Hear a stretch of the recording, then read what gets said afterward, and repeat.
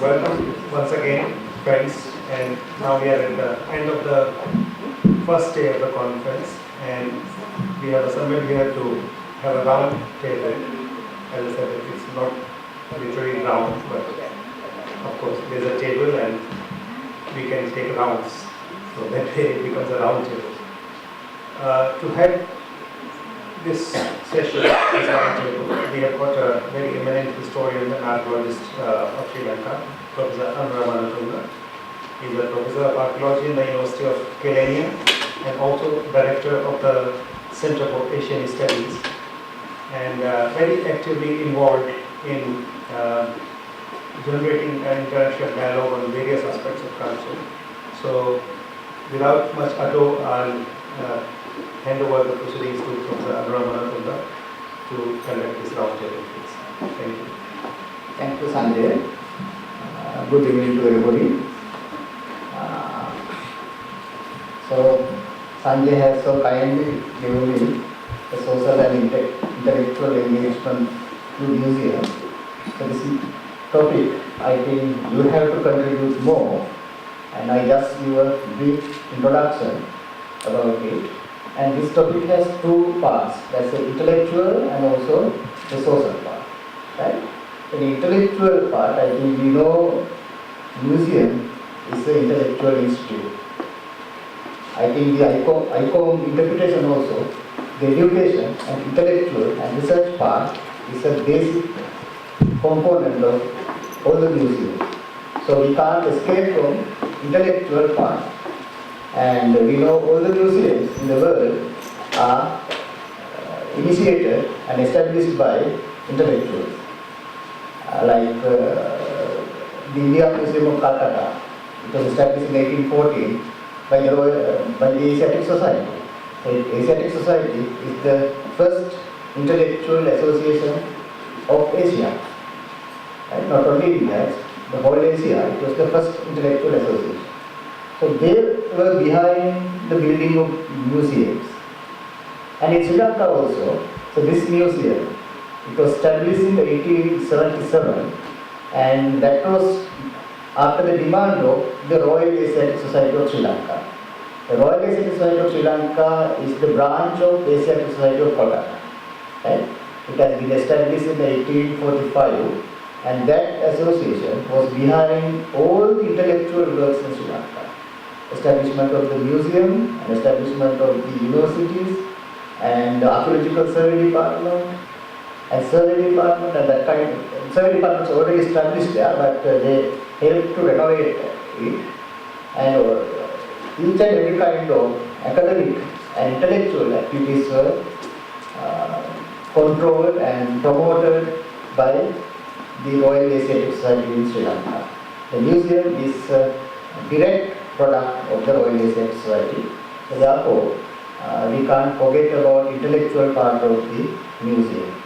Actually, when you think about the museums today, and also some of the museums, you might think that they are not that much intellectual, they are just storerooms or just exhibition halls, but it's not true actually. At the beginning, most of these museums were engaged in research, and they did big part on academic things. I think that the museums are much more ahead of the universities at that time, especially in Sri Lanka. In Sri Lanka, universities were not that much advanced at that time, in the early 20th century, but museum is far ahead of universities at that time. But I think now it has been reversed. Anyway, somehow at that time, the museum has done a lot of research. So the intellectual milieu, otherwise intellectual background of a museum can be visualized from the work done by the museum. I think you all have heard about Ananda Kumaraswamy. Ananda Kumaraswamy is a product of this museum. Right? He was basically a geologist, but he did art historical research at this museum. He was not the employee of this museum, but he came here and he studied Hindu bronzes, and he published a book on the Hindu bronzes of this museum, and that is one of his first academic work. So we know he as the curator of Boston University, Boston Museum, attached to Boston University, and also one of the pioneering art critic in Asia, and he is a product of museum. And this museum itself, and we know him as a very high intellectual, academics, and I think he is the foremost product of Sri Lanka. So he is a product of museum, this museum. And some of the other aspects also, intellectual aspects. See the subject called prehistory. The prehistory has been forgotten by archaeologists in Sri Lanka. We didn't consider prehistory as a part of archaeology in Sri Lanka. Archaeological Survey Department did not know about prehistory. Universities did not know about prehistory. But only the museum initiated prehistoric studies in Sri Lanka. One of the pioneering directors here, P.P. Dharanekara, he did a lot of work on prehistory of Sri Lanka. So he published the Spolia Zeylenicae journal, and it's well known in the world in this field. Right? Today I think we don't do any prehistory by this institute, but this institute is the pioneering institute. There were some prehistorians before that, but they were only individuals. But as an institute, museum is the pioneering institute. And not only on prehistory, the terracotta objects were studied only by the museum, not by universities or not by other institutes, by this museum. And rock art of Sri Lanka, the rock art studies was initiated by the museum people, right?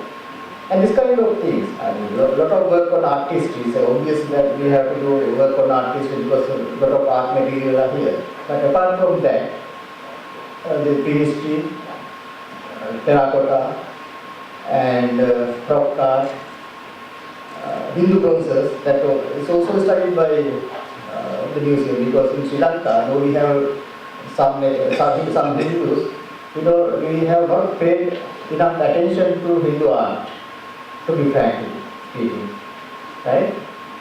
But the only museum initiated study of Hindu sculpture.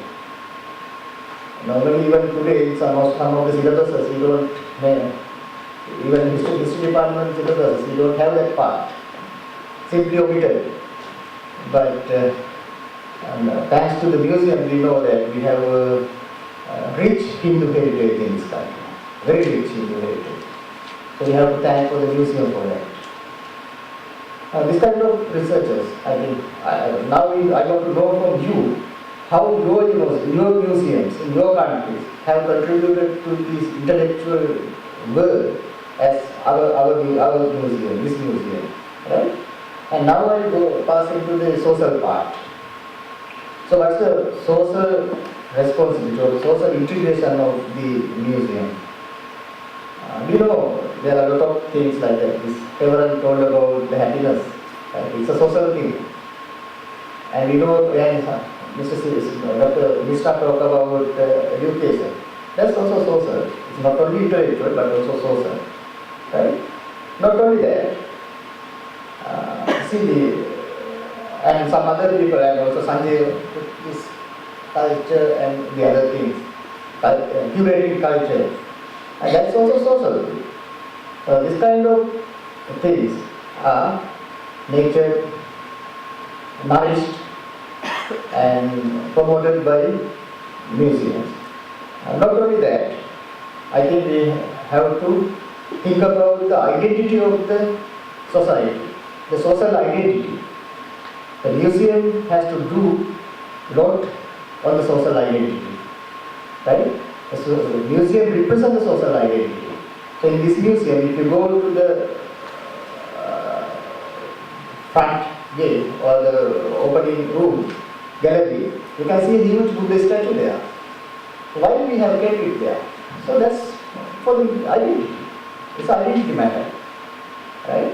If you go to Chennai or Madurai Museum, probably you can see the Nataraja figure there. That should be there. But it represents the identity, right? At the same time, we should respect the pluralism of the world. Some of the countries like Bhutan or probably Tibet or some other countries are monocultural, but not that much plural. But all the other countries, especially India and Sri Lanka, and also Bangladesh and Pakistan, we are plural societies, right? And the world is plural in nature. We don't have a monoculture. The world is plural and we headed toward the plural world. So we have to respect that pluralism. So what we have done to our museums to respect this pluralism of the society, that we have to think about. Every society, especially in India and Sri Lanka, we are plural societies. There are so many ethnic groups, so many religious groups, so many classes, so many languages. Do we respect all of them? Do we incorporate all of them into the museum? So we have to think about those things when we consider about social aspect of the museum, right? And this also, and some other things like physically impaired people. So there are a lot of handicapped people in Sri Lanka, especially after due to this war. 4% people are disabled in this country after 30 years war. Can we cater them? What we have done for catering them in your museums in your countries, and what we have done? Can a person who doesn't have 2 legs to come up to this auditorium? That kind of things we have to think about in future. Yeah. And the other thing is, other social aspect is the gender. How much we have thought about gender? We know we have a director, a female director, a beautiful lady. Our former director also a lady, and there are also some ladies in the museum. But have we thought about gender balancing? I don't think. And most of these panels and also museum exhibits are male dominated. As a male, I am very happy about that. But even females are very happy about that because they don't know their rights. They also think in the line of a male in the world. But whenever, in future, when they come to know about their own right, they will throw away some of our panels and some of our exhibits. But we are not ready for that day. Right? And about children, I think a lot of things to talk about children. Have we thought about children properly? Probably 1 or 2 galleries are there for children.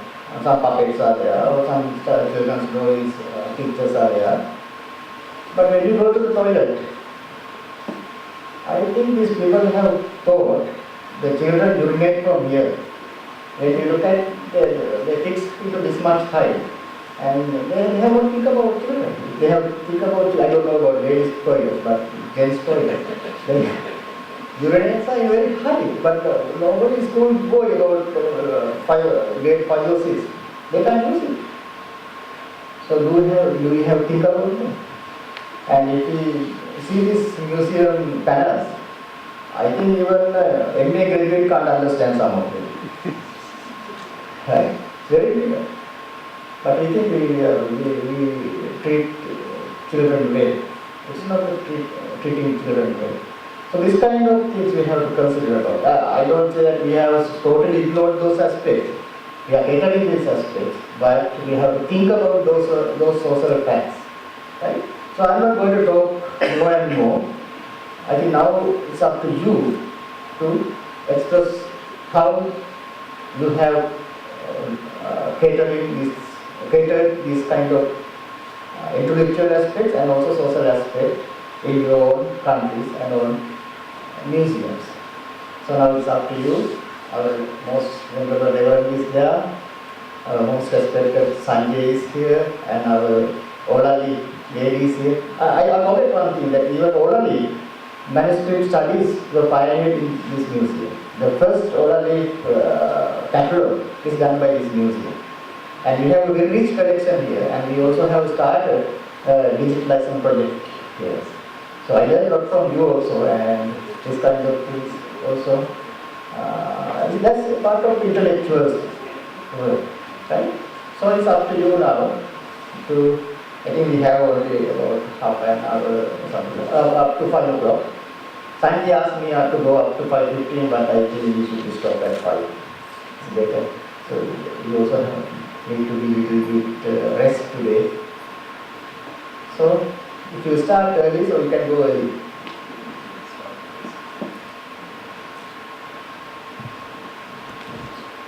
So madam, so you are from Bhutan, I think? No. Pakistan. No, Bangladesh. Oh, Bangladesh, yes. So you have a very rich heritage and you have very good museums there. You stayed here. And also you have Asian museum or something like that in Bangladesh. Thank you, sir, for your good social and intellectual investment for museums. And you know, in Bangladesh, we had a big museum in Bangladesh. We had, 44 galleries. And you know, in our museum we have 4 curatorial departments. You know, the art and culture, and the history and culture, and ethnography. Due to this, you know, we have in our museum 3 big auditorium here, and each and every day we are arranging a social function and amusement intellectual function also. A discussion function is going on every day, and our intellectual people are gathered in the museum, and they usher their intellectuality, and they show what is the next planning for the people coming, especially for the children and school-going boys and girls, and each and every day. And we have a very rich, you know, the education department. We have a, the guide lecturer, and each and every day, 3 or 4 schools from different parts of the country, they are visiting the museum, and they know our previous and past history and culture, and through this they are educated. They learned very new and good things, and we have our cultural function. We have so many dances and so many the folk song each and every day. Our renowned and famous folk singer, they sing a song, and actually we have a rich culture in our country, and the museum plays a very vital role. So thanks for this. Okay, Thank you, sir.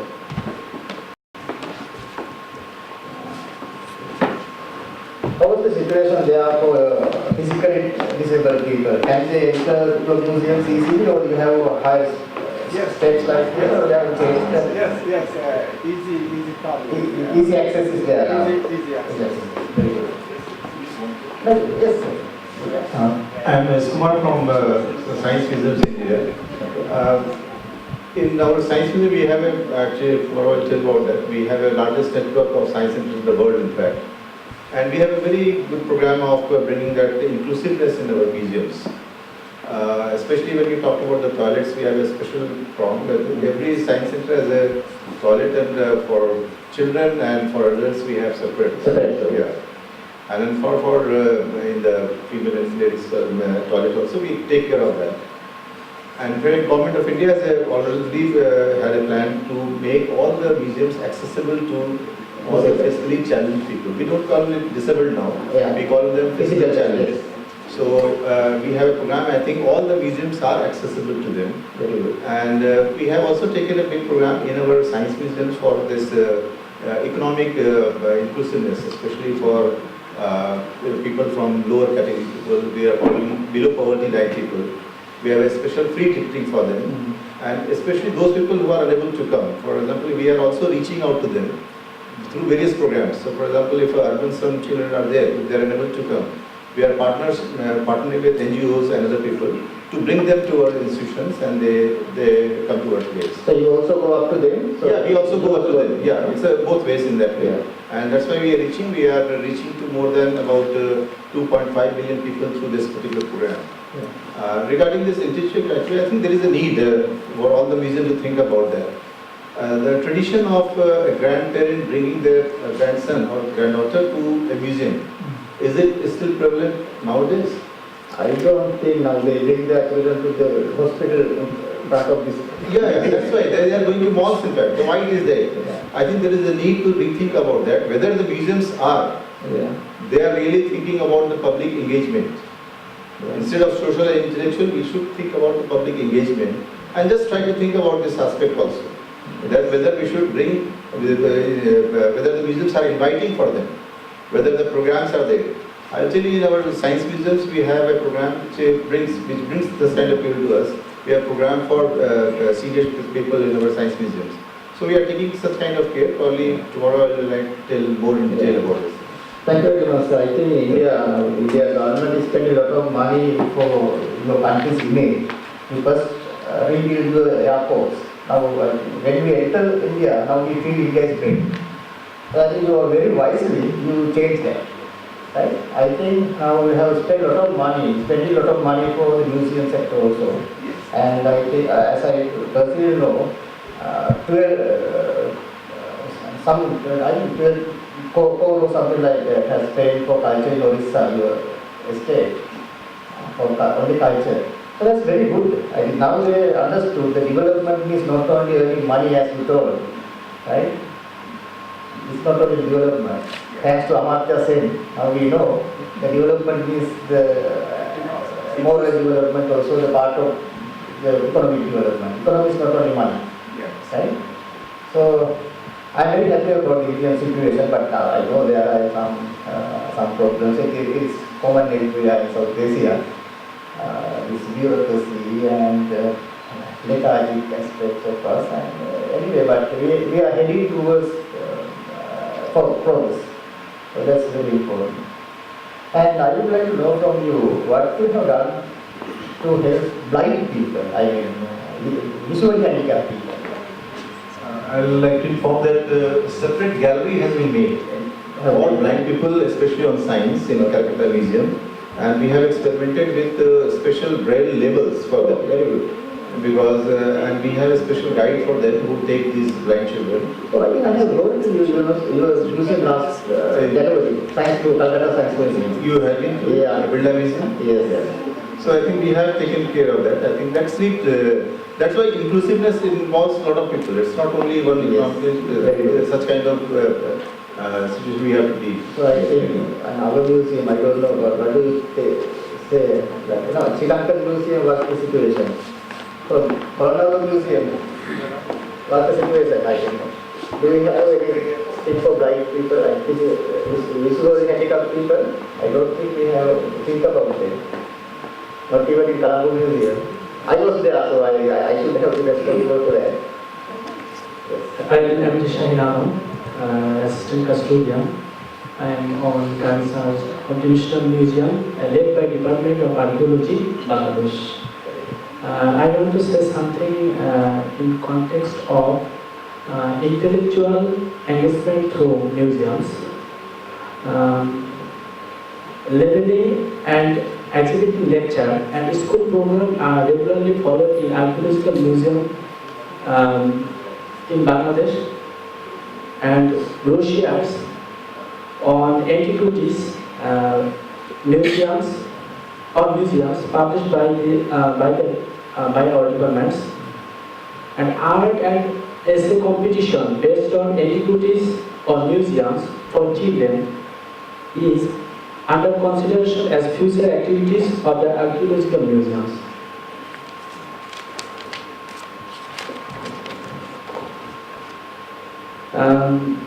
Publications regarding museums and antiquities of the of archaeological museums published by Department of Archaeology, like journal, brochure, report, book, photographs, etc. These are available in our museum. In context of social engagement through museums, in spite of Bangladesh having public holidays on Friday and Saturday, social people, especially all kinds of races and classes of people can see the museum. The artificial museums are kept open on these days. This okay? Okay, thank you very much, Bangladesh situation. And now we would like to talk about Odisha. Odisha, now I think you have changed your name from Odisha to Odisha. Odisha. Odisha. You can change this mic. Myself, Dr. as you told. Actually, ours is a multi-purpose museum. It's for research people, it's for students, it's for the general people like that. We celebrate the 18th May every year, the International Museum Day, and also we celebrate the 29th December as the Foundation Day of our museum. And in this particular 2 days, we invite the students for painting competition, for essay and quiz competitions like that. Apart from these, we are planning for a mobile exhibition for rural people especially. And those people, those are not able to come to the city to see the museums, it will come to those people and they can get the idea about the museums.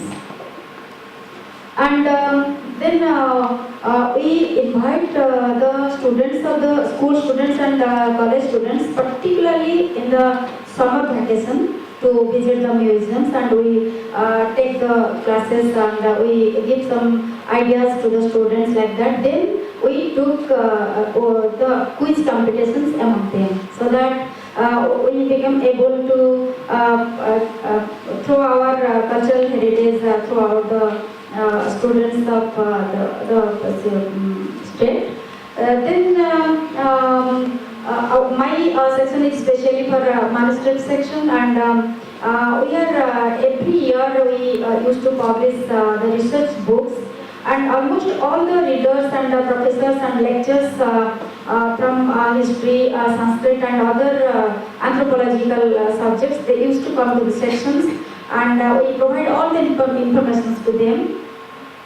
And on behalf of our museum, every year... information is online also, no? You told like this. Pardon, sir? The information is online. Now digitalized and we can reach online. Online. It's recently it's an online. But those who are interested to come to our section, they used to come and they bring the help from us, and many more public manuscripts have been published till date. So like this, we are very much accessible to the readers and to the professors, to the students and research scholars of the state and the country too. And we are very much happy for going to that mobile exhibition for the rural people in the state. Thank you. Okay, thank you, ma'am. I think she also reiterated the importance of publications. So that's one of the most important things when we consider about intellectual aspect of the museum. I think we had a very high standard journal called It was known throughout the world in 1950s and 60s. But now I don't think whether we publish it or not. Either we publish it or not, I think we don't have that much. We do on our past on that. So I invite our museum friends to start it again. I mean, it is there, but not in that standard. So please don't misunderstand me, but we have to start it and standardize it, and we have to go to a formal age. And some of you, and Dr. Gar, you don't have anything to say? A lot of things to say. Yes. And I would like to introduce him because he is one of the famous novelists in Sri Lanka. And he is the person who started e-book for the first time in Sri Lanka. So he said he himself a heritage. My question is, I think for all the countries of museums, how much or what percentage of items in the museums are really on display and how much are in storage? And whether the items in storage, whether there is a regular stock verification of those items, because it all belongs to the entire humanity. So I think Professor Madhusunga will have put it. Yeah, very, very important question you asked because I think Sanjay is going to talk about the hidden museum area. He's going to talk about that. And you see this, we auditors come and count all these chairs and tables, chairs and everything, but they don't count antiquities. Probably they count it at the museum. I asked from the museum, they told they count it. But from archaeological sites, and what we have excavated, nobody counts it. Right? How many coins we have discovered? How many potsherds we have discovered? Nobody counts it. So there is a big problem. And I think archaeologists, they don't like it, but I think we also have to come, we have to respect this accountability. Right? That should be done. A very good point you raised. And Kaval? Just reply to that, let me tell you my experience. I'm a private individual, not attached. I was in the universities in the US. And when I got interested in coins, I asked the British Museum and I said I want to see what is not on display. And they made available the whole collection, 40 trays they showed me under a lot of security, but they did show it to me. When I came back to Sri Lanka, I thought I should see the Sri Lankan Colombo collection of coins. I wrote a letter to the museum. I did not get a reply, not even saying I can't. It was just the proposal was not answered. Then about 6 years later, I was invited after there was a robbery here to do a study for the Criminal Investigation Department about what was remaining of the coin collection, which was the first time I got the opportunity of seeing this fabulous collection that the museum here has. So this tells me it's how do we change the attitudes so that people can actually use the resources. And it is really, as I asked a question, I think 90% of the items are not on display. Unfortunately here, one of the most valuable items was on display in the Curating, and unfortunately it's no longer available because it was stolen. And there was a tendency of this institution, since there are nobody in the museum, Colombo Museum, there are a few, but I think they won't sneak on me. They didn't even publicize the fact that this was stolen, and they hid it.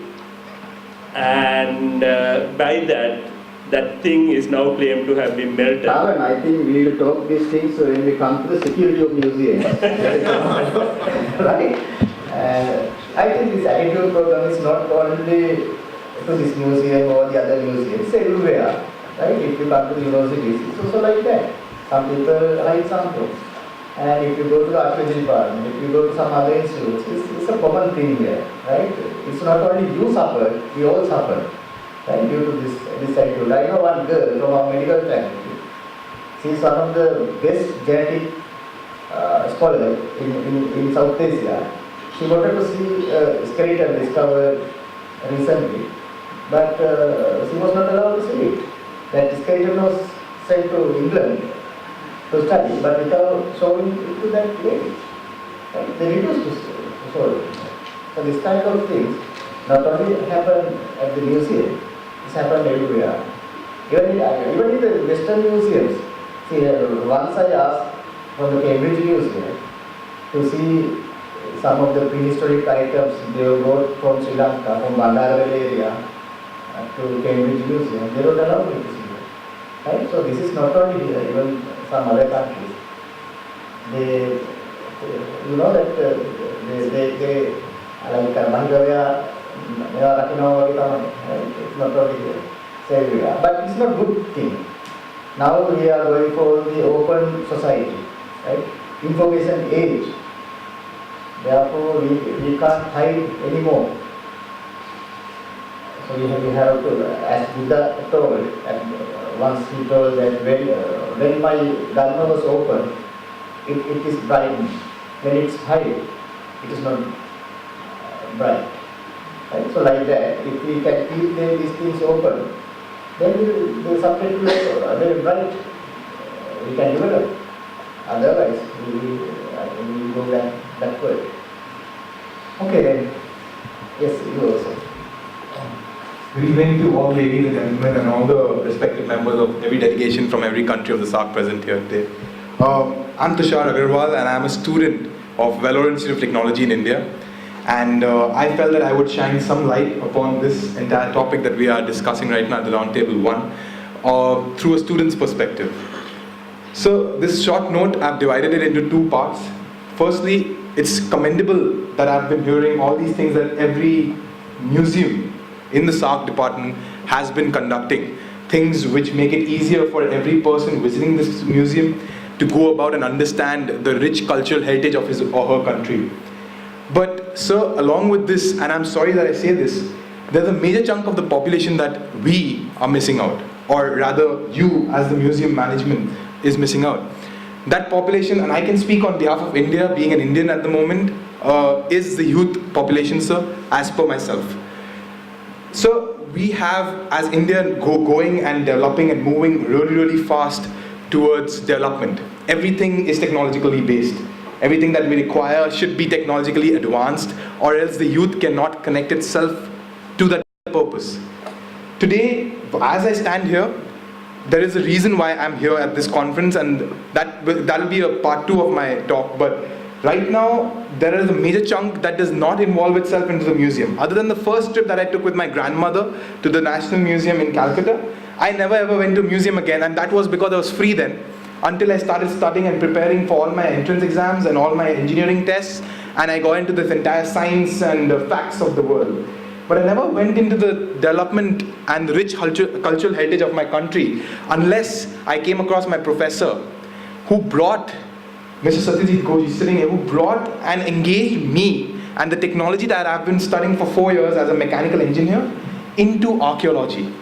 And that is what my paper presentation with him will be on tomorrow about. But that's the way I could link myself to the cultural heritage of my country. A small sector though, of a Buddhist monastery in Ratnagiri, but that's the way I felt connected to it. So I feel that today, for social and intellectual engagement through museums, a major chunk will be development through technology. Technological advancement which can bring youth together, that major chunk of population which is going to determine the cultural present probably and definitely the future of the world. Yeah. Thank you. Really, the population is an asset, right? Earlier, some of the politicians thought the increase of population is a burden, but it's not like that. Not like Sanjay Gandhi thought, right? He wanted to control population in India, but I think the biggest asset India has is population. If you manage it properly, you have a big market. Right? You have a very big market. Thanks to that market, the people you have a big power now. So I think that more people is more happiness there. Right? Thank you. And even our families, in those days, there were 8, 9 members. So we were very happy then. Today we have only 1 or 2. So every family. And the big families are much better. Now our societies, we can cater that. But nowadays we have only 1 child or 2 children. So personally I believe the more people is more happiness there. Right? And I think I would like to listen to you also. Mr. Mishra. Microphone.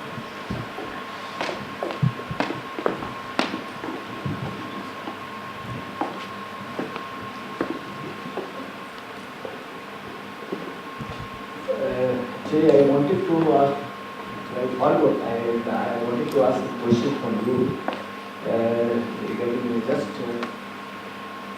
You are going to spoil my happiness. But no, I'm not going to spoil. You see, I want to learn something from that. That I remember.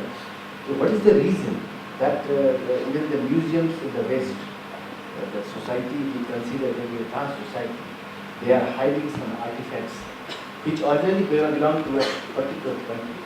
What is the reason behind it? Why are they? See, in our culture, some of the things were kept hiding. Right? See, in our temples, the reason and the sentiment behind it, I want to know. Because I'm from the, actually, I'm not from the professional, music professional, I'm from administration side. Just I have developed curiosity to know. Yeah, I think that's what would be the reason? No, that's our mentality, because we kept something high, see, in our temples. And sometimes we can't see, we can't allow people to see the gold. Gold was behind the curtain, right? Like that. And some of the objects we kept hiding. So we thought that we keep them open, then their value will go less. That mentality is also there. And the other thing is the bureaucracy. Right? One who gets the job somewhere, he thinks everything belongs to him. And he wants to keep them with his custody. And he doesn't allow other person to study it because he knows the importance of that. So he knows that I can't do this. Why I allow other man to do this? Right? So like that mentality, so we have to change the attitude. Otherwise, we can't do this kind of thing by enforcing law. Right? By law we can't do, but we can change the situation from education, from very beginning at the school level. But this current education system, I think in Sri Lanka, we encourage selfishness, not the sharing things. Every school children now, they study alone, right? They scared about their own fellow. But when we were studying in 1960s and 70s, we shared everything. We shared our pen now, we shared our pencil and everything. But now we don't share. They are very selfish. So where we are heading now? So I don't think in the future, even though we open up the things by law and all that, this coming generation, it's not their fault, it's our fault because we introduced this education system, not them. Right? So I don't think about, I'm really bothered about that situation. I don't know about India, but in Sri Lanka, the school curriculum, and they are fighting now. I mean, they always go in the competition, always. To enter university, to get a job, and even after get a job, then for promotion, they are fighting. This is encouraged by the society. So until and unless we change this social attitude, we can't change museums. Museums is a part and parcel of the society. So there's a social problem, not a museum problem. I think museums are much better than some other social institutions. Right? Museums are, I think, much more better. Some other places is worse. So this is the common thing. Okay then. I would like to ask Sanjay what Sanjay says. Okay, yes. Abhishek. Good evening, my name is Abhishek, I am from New Delhi in India. I am not connected to a museum, but I just have a question.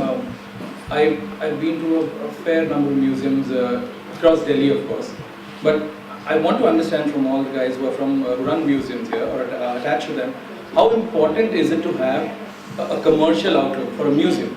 Because in our countries, whatever is free is not valued, which is why I really think if you have it really priced low and free, people don't value it. But these are the same people who go to the malls, spend a lot of money buying and eating junk, but they will not want to pay a little amount of money to watch these exhibits.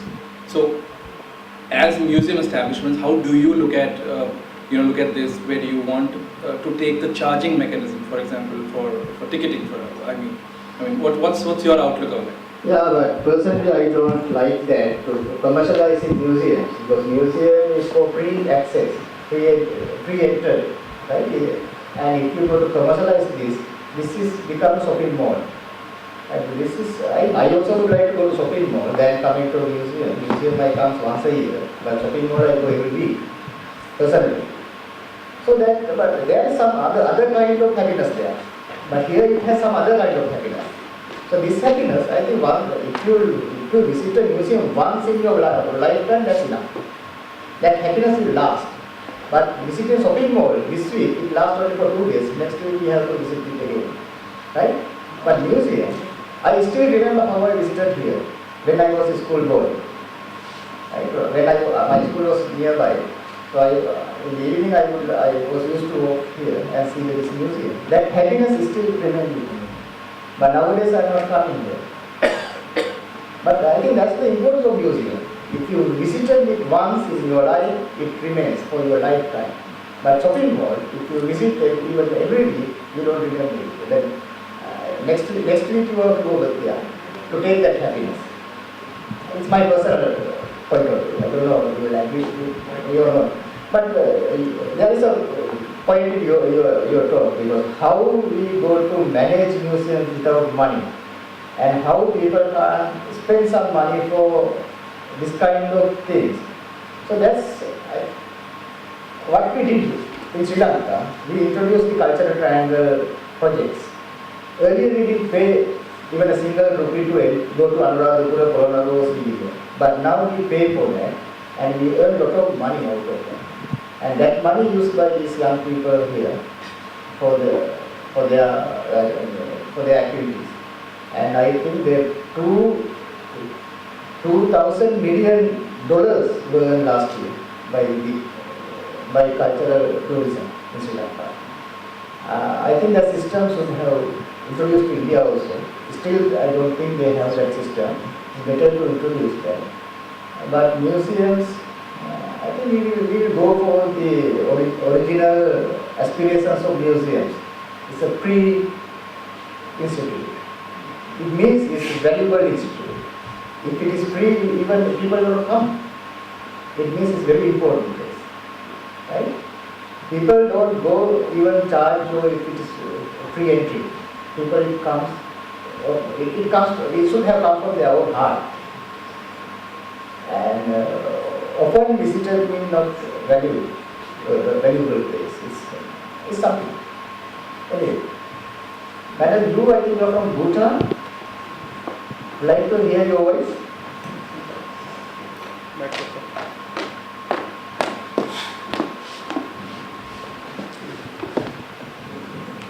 Hello, I'm good morning. Hold it closer, please. Yes, you can be loud.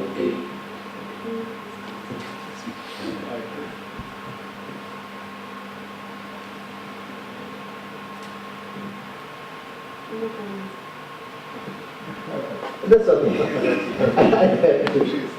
She's so happy. Yeah. That's okay. She can't express her happiness in words. So you can talk now. No, I said beyond happiness is beyond words.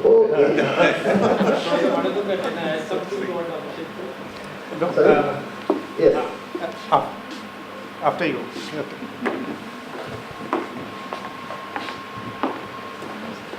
About charging for museums, Sigiriya, I think foreigners have to pay $25. Yes. So if they have to pay $25 to visit Sigiriya, which is also part of our heritage, Yes. and if that can be justified, then I think it is justified charging something even for the museums. No, we charge here. We Yeah, charge 500 rupees to enter here for foreigner. Yeah, Museum. but even for the locals, like he said, Locals is 20 rupees, no?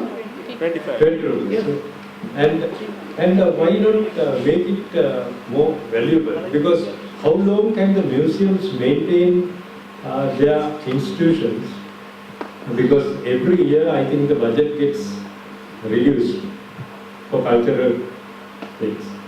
So unless they go for commercialization or unless they tie up with the private sector, which is happening in the West now. Now private sector is investing in even the state museums because they can't survive alone. So other desperate action will be, they will be de-accessoring their items to raise money. Yeah, you are correct, Mr. Arisana.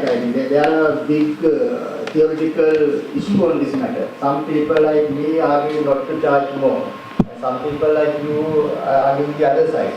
So neither me or you wrong. We have our own standpoint, right? So that's this is a big live debate these days on that.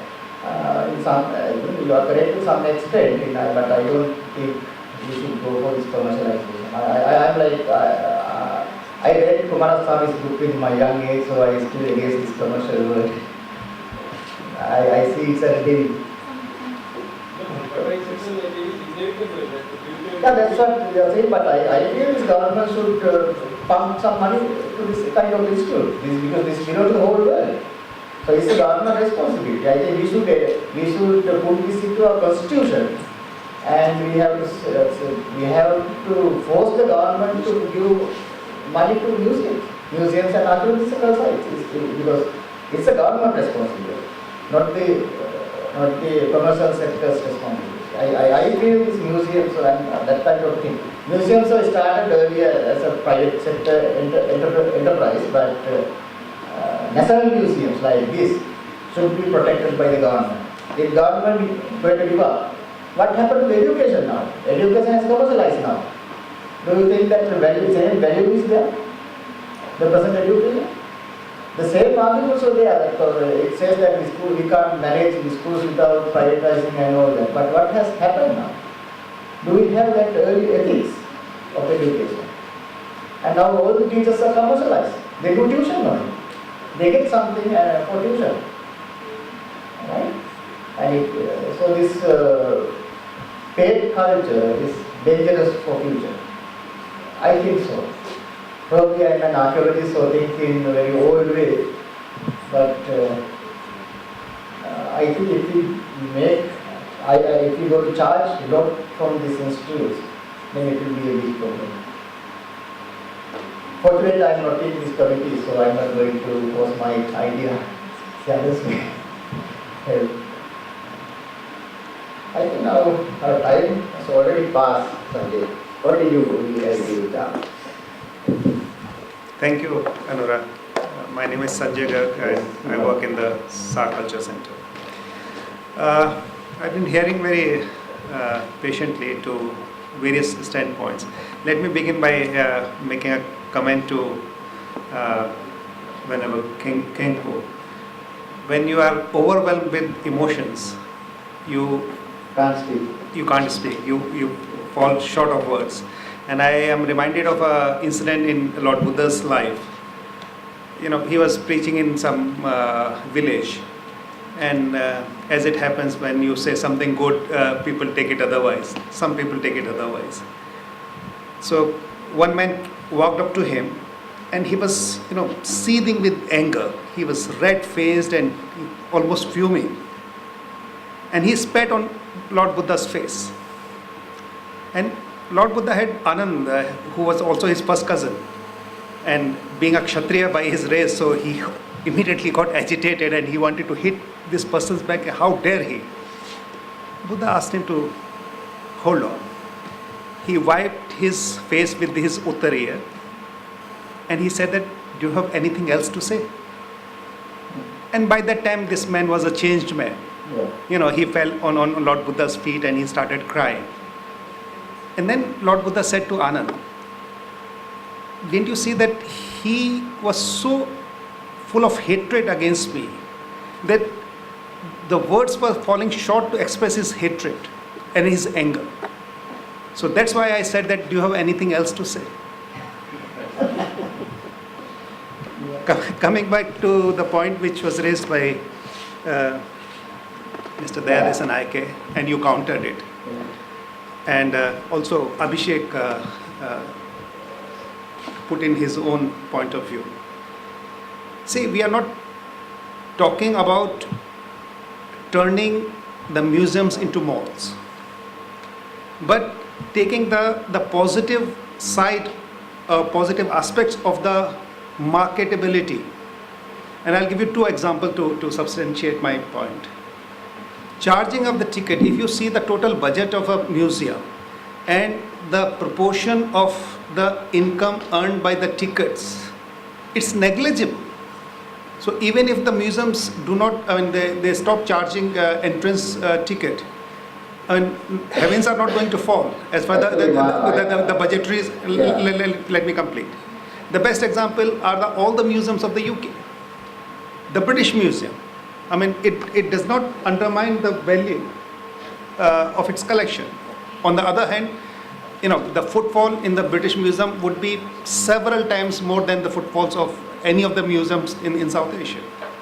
So the charging or not charging ticket is not to say that we are going for or against the commercialization. But at the same time, the earning of the British Museum, if you see, through all the memorabilia, all the research publications, through various exhibition, they don't charge for the museum entrance, but they charge very heavily for the special exhibitions that they hold, right? And you have to book months in advance to get the ticket. So I think these are some of the things that we should think in our own context. And I also do not agree that you visit museum once as a child and then the impression is there for the rest of your life. No. The fault lies with the museum. Yeah. They have to every day they have to reinvent themselves, and they have to surprise the visitors. Yeah. They have to offer something new that you would look forward. Why people go to the British Museum? Because now is this exhibition, then other exhibition, something that we have not said. And I would also propose something out of the box, that let one area of the museum, of every museum, should be on a rotational display. 6 weeks, 8 weeks, 3 months, 4 months, whatever. And there would be number of commercial enterprise who would like to join on that. Another example from the British Museum, the entire coin gallery has been sponsored by HSBC Bank. So the money is not a problem. How you engage and how you market yourself, that is an art that we have to learn. Look at our museum shops. They're in a very pathetic condition. This hard and whatever we a small number of artifacts that we do sell in our museum shops are all of Chinese origin. They're all Chinese made. So can't we have our own artisans working and displaying and marketing we talk of the mask, and here is a person who is making a mask and he's selling it. We talk of the pottery, here's a person who is making pottery live and he's selling it. So what I'm saying is that the museums need to redefine their role in the society. That's why we chose the topic that is there on the screen, social engagement. I won't go into the intellectual because you have very elaborately expounded upon that. But social engagement is very crucial. You talked about the publications. Mm-hmm. How many museums have a publication dedicated to children? We are not talking of the academic, intellectual publications. According to an estimate, at least 30 to 35% of the visitors constitute children. So, do we have anything to offer to them as a take-back? The answer would be a big no. So, these are the various points that we need to think about it, draw a proposal that is common to the museums in this part of the world, and that is precisely the purpose and the objective of this conference. Thank you very much. Thank you, Sanjay. Actually, the things that we are talking and we are talking now, highly discussed in the museum forums these days in the world, and I think we could have a separate conference for that. How to manage and manage museums or something like that. And it's worth to have and worth to discuss. And we should discuss again and again this kind of things. Then we can learn. And some of the things, and every week we are learning. And you told you are a student. Not only you are a student, we all are students. Right? We all are students. So we are learning. Constant learning we are. So for learning, it is easy to learn like this informally, like this. Not by reading a book. not by reading a textbook. This kind of learning is very important. So probably next time I may be arguing in support of you, probably. So it can happen. Probably I can think in some other line. We are not adamant, right? We are not adamant. And probably next time you may argue in my side, in favor of me. And I may argue in favor of you. So that's the intellectual thing, right? So that we are changing we are learning, we are constantly learning. Right? So again, for the last question, last comment for you. Thank you so much. I think I'll stand here. I think as a university academic, we have a link with the social and intellectual collection. My student Tushar and Abhishek brought this up. And having spent 20 years in Britain, I think that making museums more interesting is very important. What sets the SAARC nations apart is our rich folk traditions and our musical traditions. And when you were showing me manuscripts of Jayadeva's Gita Govinda and all the illustrated manuscripts, there is an anthropological content, there's a social content that is linked to music and dance. So in the Fitzwilliam Museum in Cambridge, when there was a section on French Impressionism, a lot of Berlioz and French music was played at this site. There was a huge entrance fee. The top classical musicians actually performed, and people paid heavily to have a kind of a unifying sort of aesthetic experience combining sound and a visual impact. So we excel in this tradition in this part of the world. Why can't we have Gita Govindam presented in the Bhubaneswar Museum when you have a special display of the palm leaf manuscripts? I think these are some of the thoughts that where we sort of reinforce our cultural traditions, where we excel and make a museum story more intellectually appealing. Thank you. Thank you, sir. I mean, we are talking about the intangible part of heritage, so that's also very important. Mainly museum is for the tangible part, but now we know tangible part is not the culture whole, right? We have an intangible part also, like the music, the dance, and that kind of thing. So we have to incorporate that also in museums in future and present also. And that's a very good idea. It's here actually. If you go to the Karam Museum, Castle Museum Gallery, you can hear the music of Candy period. I think that's marvelous. But we don't hear, we just walk there. Right? Our music, our folk music is unique. So it's worth to play it here. And I think in future we can think about those things. And now we are already past the time given to me. Hopefully, what to summarize? I think I don't need to summarize. I talk in middle of your speech. I took your time, and I don't want to take more and more time. I think there is nothing to summarize. I mean, whatever you talk, it's with me and all of us. We keep those things in our mind, and one or other day we will implement it. Right? Some of the people, probably the person in the most behind seat, probably implement it one day. Right? So it's like that. Probably we think that we talk and go, but it's not like that. There are some people, they take them into their mind. That's very important. Sometimes the person who have never talked or never show their intellectual face to us, but he may learn something from this discussion. So we need more and more discussions, more and more conferences like that. So this is the way we should express our feelings. Right? I told you that I may change in future. Probably I may take your points as my own point, and I nourish it and probably present it. And it's like that.